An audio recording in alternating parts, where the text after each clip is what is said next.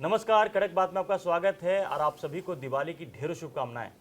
तो आज हम बात करेंगे जिस तरह से इस साल 2025 में कई युद्ध हुए, कई कुछ शांति वार्ता भी हुई, कुछ सीज फायर भी हुए।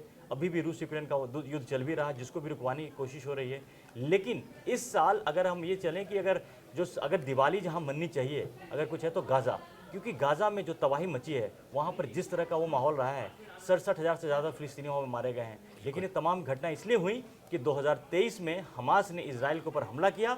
उसके जवाब में इजराइल ने करीब 2 साल तक जो वहाँ पर गाज़ा पट्टी में है लगातार बम गोले बरसाते रहे, और वो तब तक बरसाता रहा जब तक कि हमास ने सरेंडर वाले मोड में नहीं आया। हालांकि अभी भी हमास ने पूरी तरह से सरेंडर नहीं किया, ये होना बाकी है। लेकिन फिलहाल गाज़ा में जो स्थिति है कि जो इजरायली बंधक को हमास ने वापस कर दिया है, और जो इजराइल के पास जो फिलिस्तीनी बंधक थे उनको भी रिहा कर दिया गया है। और वहाँ पर वैसे तो इजराइल की तरफ से शांति है, फिलहाल ये चल रहा है कि वहाँ पर हमास और कुछ जो वहाँ के कबायली ग्रुप हैं उसके बीच में खून खराबा फिर भी जारी है। लेकिन वो जो चल रहा था कि इजराइल के जो बॉम्ब अटैक हो रहे थे, तमाम जो चीज़ें हो रही थी, तो कम से कम ये जो दिवाली है कम से कम उनके लिए राहत की बात है। क्यों ये बात तो बिल्कुल सही है। Credit all goes to Trump कि उन्होंने किसी भी तरह से इनके प्रकारण वहाँ पर उसको फिलहाल के लिए एक पॉज सही, कॉमा सही, लेकिन फिलहाल तो शांति दिखाई दे रही है। लेकिन जिस तरह के इफ बट लगे हुए हैं वो तो लगे रहेंगे, क्योंकि पूरी तरीके से हमास के हथियार छोड़ेगा, इस पर जो सवाल हैं वो हैं। लेकिन वाकई जो गाज़ा की बात है, जो कई आंकड़े तो सामने आ रहे हैं, कुछ अपुष्ट जो आंकड़े होते हैं वो तो 1.5 लाख से ज़्यादा की भी बात करते हैं कि भाई इतने लोगों ने पूरी तरह से जो हंसता खेलता शहर था वो बंजर जमीन में कन्वर्ट हो गया है। कंक्रीट पूरा मलबे में तब्दील हो चुका है। वो जैसे डंपिंग ग्राउंड में कंक्रीट फेंका जाता है उस तरीके से वहां पूरा शहर दिखाई देता है। लेकिन सबसे खास बात यह है कि ये नौबत आखिर क्यों आ रही थी, और क्या अब इसे इतिहास को देख करके समझ करके आगे के लिए सीख लेने की जरूरत है।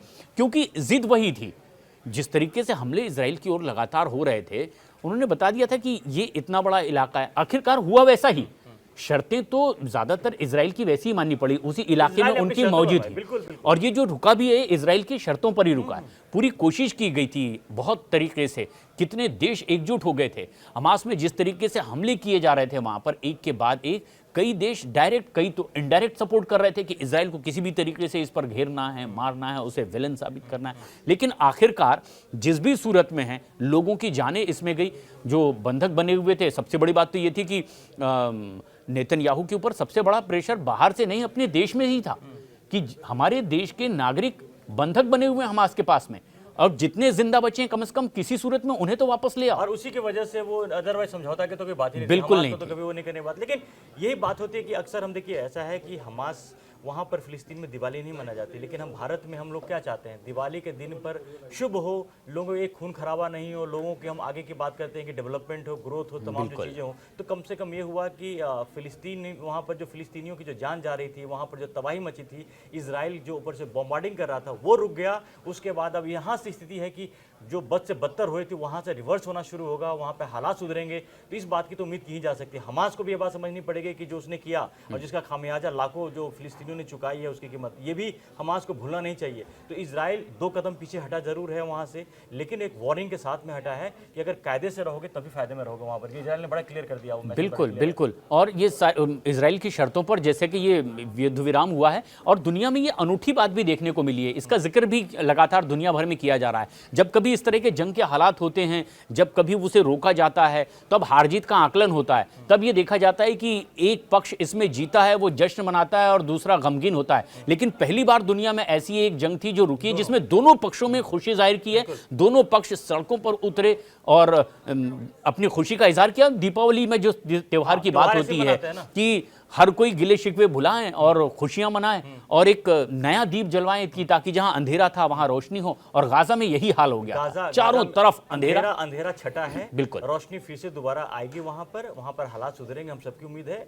और भारत की तरफ से भी है कि फिलिस्तीन के लोग जो वहां महिलाएं बच्चे जिन्होंने सफर किया, क्योंकि अभी भी लाखों लोग बेघर हो गए वहां पर गाजा को दोबारा बसाना भी एक बहुत बड़ा चैलेंज हो। कैसे होगा, क्या होगा अभी नहीं पता, उस पर तमाम चीजें अभी अपडेट्स आएंगी होकर के। लेकिन कम से कम इतना जरूर हुआ कि जो वहां वहाँ के लोग थे अपने घरों से बाहर थे, अपना किसी भी तरह से अपनी जान बचा रहे थे, ऊपर से बॉम्बार्डिंग हो रही थी, वो रुक गया। तो कम से कम ये दिवाली उनके लिए राहत की बात है और उम्मीद करते हैं कि जब अगली दिवाली आएगी तो उनके लिए गाजा के लोगों के लिए एक ऐसा माहौल रहेगा, एक ऐसा कुछ रहेगा, कुछ आगे का रास्ता और जिंदगी बेहतर थोड़ी होना चाहिए। बेहतर हो जिंदगी थोड़ी बेहतर होगी और इस बात के लिए हमारी तरफ से उनकी शुभकामनाएं भी हैं। ये तो गाजा की बात रही। चलिए अभी उम्मीद की जाती है कि दिवाली से ठीक पहले खबर आई कि रूस यूक्रेन का युद्ध भी खत्म होने वाला है।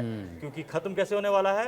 क्योंकि पुतिन और ट्रंप के बीच में बात होने वाली है। तो इससे उम्मीदें काफी जाग गई हैं और उम्मीद करते हैं कि देखिए इस बार दिवाली के पहले तो नहीं खत्म हो पाया, अगली दिवाली जब बनेगी तो कम से कम ये जो बड़े युद्ध हैं और रूस यूक्रेन युद्ध इसमें सबसे बड़ा युद्ध है, ये भी शायद अब खत्म होने की कगार पर हो। जिस तरीके के समझौते की बात हो रही है, जो संकेत मिल रहे हैं कि जो बड़े बड़े हथियार और मिसाइलें देने की बात चल रही थी, अब उसको पीछे छोड़ दिया गया है। किसी सूरत में ये युद्ध रुक जाए उन शर्तों पर बातचीत हो रही है। मतलब ये कि आसार तो दिखाई दे रहे हैं फिलहाल, क्योंकि ज्यादा दिख रहा है। जो भी जंग लड़ रहा है वो हताश है, जो जंग लड़वा रहा है वो भी हताश है, क्योंकि वो लड़वा कर भी ये देख रहा है कि शायद उसे बहुत कुछ हासिल नहीं हो रहा है, नुकसान उसी का हो रहा है। और जो दूसरा फायदा लेना चाहते हैं ट्रंप, वो ये कि भाई किसी तरीके से तो मैं दुनिया में एक शांति दूत बन सकूं और सबसे बड़ा कबूतर सफेद वाला उड़ाने का मौका मुझे ही मिले। दुनिया देखी कि सबसे बड़ी जंग रूस यूक्रेन की मैंने ही रुकवाई थी, और ये कोशिश अब उनकी मजबूरी भी हो गई है अपनी उस चाहत में। हाँ, तो अच्छी बात है कि वो कोशिश कर रहे हैं ट्रंप। दूसरी तरफ अगर पुतिन को भी अगर लड़ाई रोकना नहीं होता तो बातचीत के लिए तैयार नहीं होते।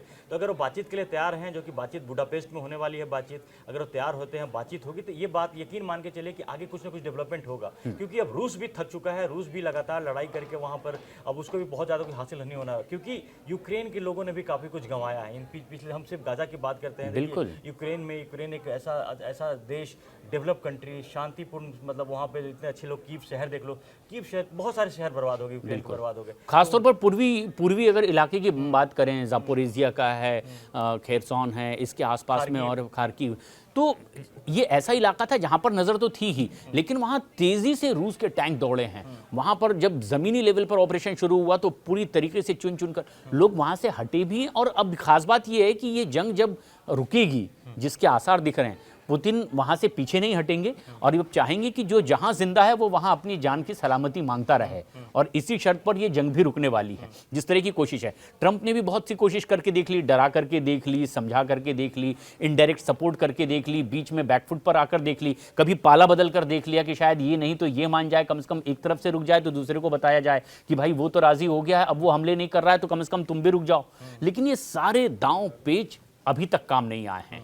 लेकिन अब लगता यह है कि ट्रंप ने जो बहुत बड़ी धमकी दी कि अब तो मेरे पास जो B-2 बॉम्बर है, अब वो टॉमहॉक है, जो दुनिया का सबसे ज्यादा भयंकर विनाशक हमलावर माना जाता है, ये अगर हमला कर देगा यूक्रेन की तरफ से तो फिर पुतिन का कोई भी कोना नहीं बचेगा। लेकिन अब उसकी भी उम्मीदें नहीं बची है, यानी बातचीत से ही अब ये युद्ध खत्म होने वाला है। क्योंकि इससे देखिए, एक जमाने में यूक्रेन रूस दोनों सोवियत संघ का हिस्सा थे, यानी एक ही देश का हिस्सा थे। बाद में बंटवारा हुआ, दोनों अलग अलग देश बन गए। दोनों की संस्कृति में बहुत ज्यादा का फर्क नहीं है, लेकिन ये जो लड़ाई लड़ रहे हैं उससे इस लड़ाई की वजह से रशिया के लोग का तो नहीं, लेकिन यूक्रेन के लोगों का काफी नुकसान हुआ है, काफी कुछ गंवाया वहाँ के लोगों ने भी।